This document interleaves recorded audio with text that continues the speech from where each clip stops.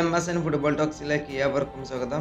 2024-25 ലാ ലീഗ സീസണിന്റെ അവസാന മത്സരത്തിൽ ചാമ്പ്യന്മാരായ ബാഴ്സലോണയും 4ാം സ്ഥാനത്തുള്ള അത്ലറ്റിക് ക്ലബും ഇന്ന് സാൻ മാമേസ് സ്റ്റേഡിയത്തിൽ ഏറ്റുമുട്ടുന്നു. ഹാൻസി ഫ്ലിക്കിന്റെ നേതൃത്വത്തിൽ ബാഴ്സലോണ ഈ സീസണിൽ La Liga, Copa del Rey, Super Copa Espana എന്നീ 3 കിരീടങ്ങളും സ്വന്തമാക്കിയിട്ടുണ്ട്.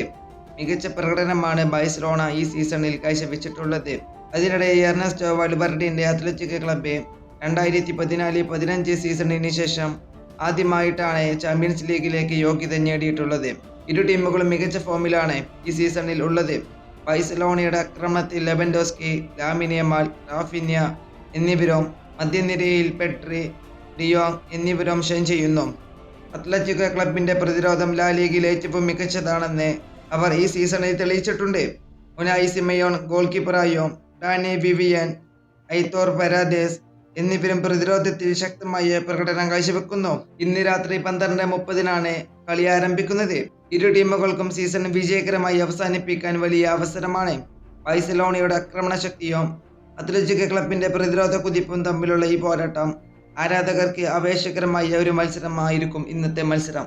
ഈ വീഡിയോ ഇവിടെ അവസാനിപ്പിക്കുന്നു. ഫുട്ബോൾ ലോകത്തെ കൂടുതൽ വിശേഷങ്ങളുമായി അടുത്ത വീഡിയോയിൽ വീണ്ടും വരാം.